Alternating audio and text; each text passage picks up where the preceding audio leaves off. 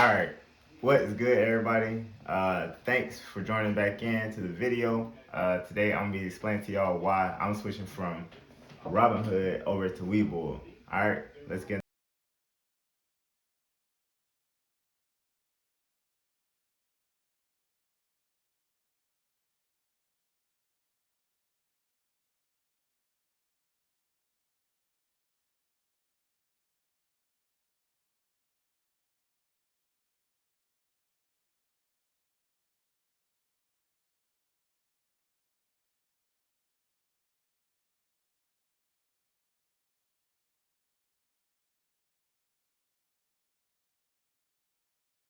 We're not gonna make this video too long. I'm gonna just give y'all some quick little reasons as to why I'm switching to Webull versus Robinhood, or why I'm gonna prioritize Webull over Robinhood.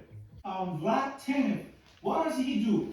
Listen, guys, I think he changed the history of capitalism forever. Pay attention to this interview on CNBC between Andrew and the CEO of Robinhood. We made the decision in the morning to limit the buying of about 13 securities on our platform. So to be clear, customers could still sell those securities if they had positions in them. He says, well, it's okay, because at least you can sell.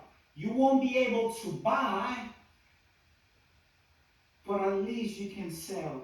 So if there is a fight between bulls and bears, and I tell you that the bulls will be tied up to the ground, and you say, well, it's a fair fight because, at least you can sell. At least the bear is not tied up. It's fair.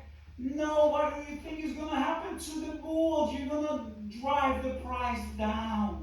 It's pure mathematics if you can only sell and not buy. They're going to drive the price down to the ground. A kid knows that. If you can only sell, it's a matter of who can sell faster. There is nothing we can do. Do you think that's fair, legal, moral? Robinhood changed the economy forever. All right, so the biggest reason why I'm switching from Robinhood over to Webull is because I feel like Robinhood has a lot of shady business going on lately. Like, for instance, the biggest reason or the biggest issue that I found recently was the fact that once everybody started making money, I'll say probably about a week ago, everybody was making money off of GameStop and like AMC, and it was mostly option calls, but in order to avoid having to pay all those people out from their funds, their liquidity, the CEO of Robinhood and his team, or whoever he works with, they decided it was a good idea to prevent people from buying those stocks. And to me, I feel like that's the purpose of that app, or the purpose of a brokerage, is to allow people to make money. Because at the end of the day, when you're preventing people from making money, you're basically robbing from them. And you know, to me, that doesn't make sense at all. That makes sense at all. So if y'all know anything about the stock market, or not even the stock market, supply and demand, all right? So if you have thousands of people trying to buy something, obviously the price for it is going to go up because there's a high demand for it, and not as many, the quantity is not as much as it should be. But on the other end of that, if you have a bunch of people trying to sell something, obviously the price is going to go down because there's so much of it that they just want to get it out there, right? So if you have hundreds of thousands of people trying to sell at the same time because nobody can buy, so all you have is sales going on, obviously that share price or that company's value is going to drop down, and it's not going to be able to resettle itself or level out because nobody's buying. Does that make sense? All right, so I know I'm pretty much bashing Robinhood kind of in this video, but don't get me wrong, there are a lot of good things about Robinhood. So for instance, it's very user friendly. All right, so for those who are not very savvy with the stock market and different brokerage companies, this one, Robinhood, is very user friendly.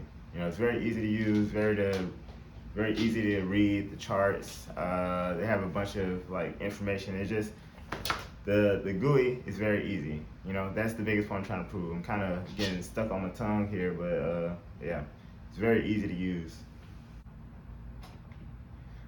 Now, I am switching over to Webull, but don't get it twisted. I still love Robinhood to death. You know, Robinhood is where I started from the bottom. I'm gonna stay true to Robinhood, but I'm also gonna have a Webull account. All right, so Webull is probably not gonna be my primary as of right now, but eventually I do plan on making it my primary.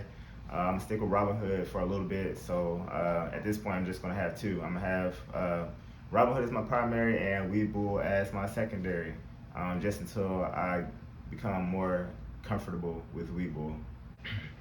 All right, so I will be switching over to Webull in the very near future, completely. But before I can do that, I want to get very familiar with the app. I don't want to just jump in there and not know what I'm doing, because it's a little more difficult to understand that app. There's a lot more into it. So like for instance, the graphs, they're a little more difficult to read. So I'm still in this learning process. If you want to tag along with me and join me on this learning adventure, I will leave the link down in the description.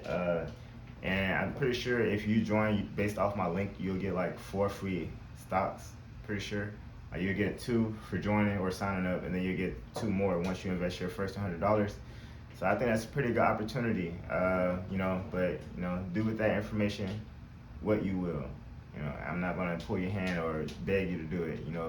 If you want to do it, the opportunity is there.